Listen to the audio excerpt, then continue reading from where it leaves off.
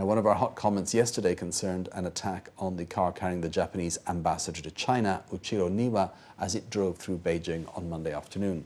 Two cars blocked the diplomatic vehicle. An unidentified man got out, approached the car and snapped off the Japanese flag it was carrying. Neither the ambassador nor anyone else was hurt.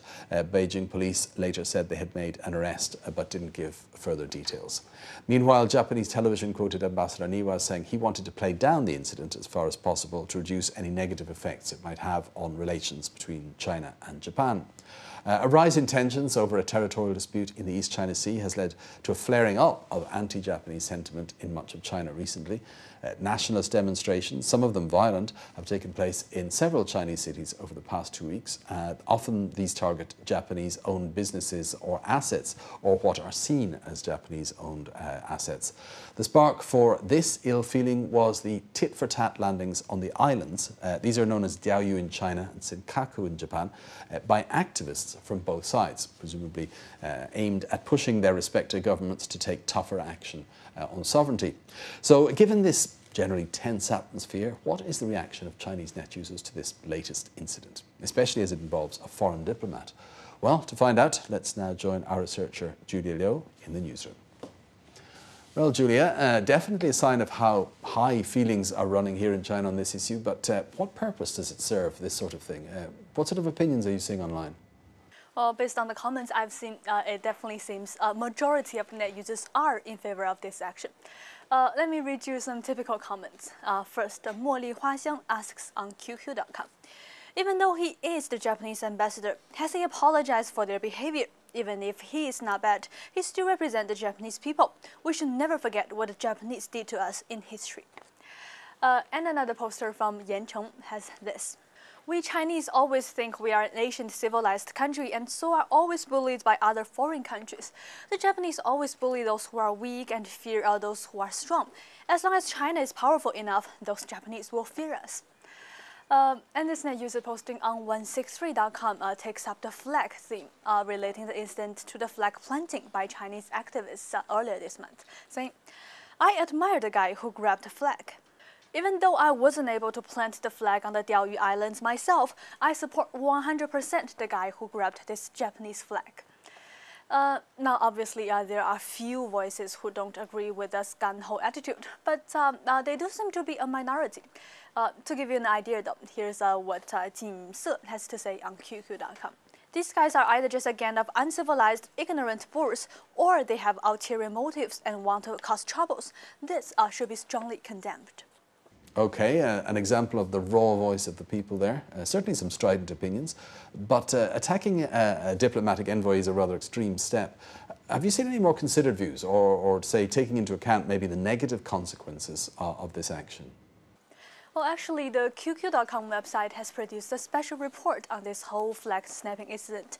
And I have some remarks made by an editor at QQ.com, Liang Ding, who's been examining the whole affair a bit more carefully, looking into the background a bit further. First of all, listen to what he has to say. This kind of behavior violates the Vienna Convention on Diplomatic Relations, which protects the safety of foreign embassies and personnel. What's more, Niwa always tried to improve Sino-Japanese relations. He even took issue with Japan's plan to nationalize the disputed islands, as it would needlessly endanger relations. Therefore, it's quite ridiculous that the majority of Chinese people are in favor of this attack. Now, his remarks have sparked quite a bit of a reaction online from both sides of the argument.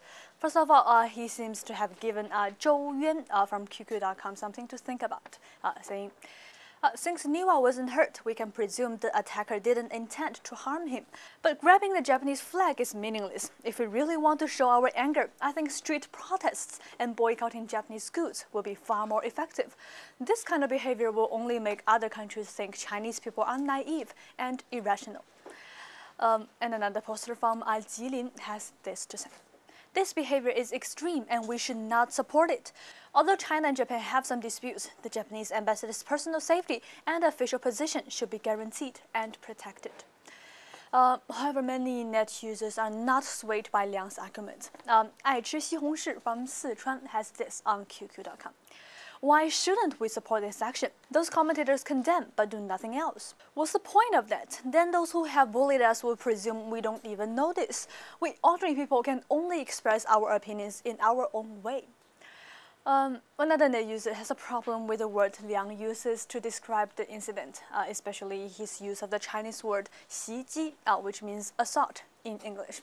He says, it was just a simple act of minor vandalism, but this Liang kept calling it an assault, which I can't understand, and that will harm those involved. However, another poster called 黑格尔的屠刀 can't understand why so many people are so upset by Liang's more sober approach. It is true that it's our fault we attacked the Japanese ambassador. What Liang said was simply the facts, but it drew all this criticism from the public. This is something we need to reflect on deeply by ourselves. Real patriotism means developing a spirit of tolerance and expressing our anger to those who are not noble and gentle.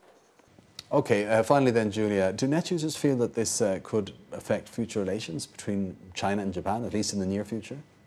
Well, there are different views on that. First, a net user named Di Shuo from Navy BBS is a bit worried.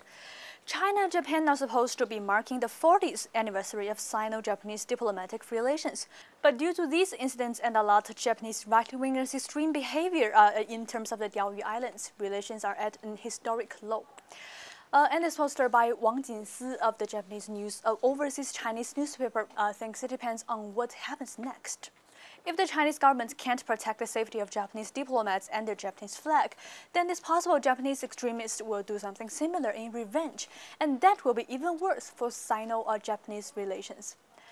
And finally, I'd like to finish off with this comment, which I've taken from an editorial from a popular Chinese tabloid newspaper, The Global Times. This kind of behavior will damage the image of Chinese people as civilized and damage China's national image in the process. Now we'll see these anti-China types take advantage of this incident, leading to more unfavorable consequences for China. Well, hopefully not. Thanks for that, Julia. That was China Take researcher Julia Liu with online reaction to that incident in which the Japanese ambassador's car was attacked in Beijing.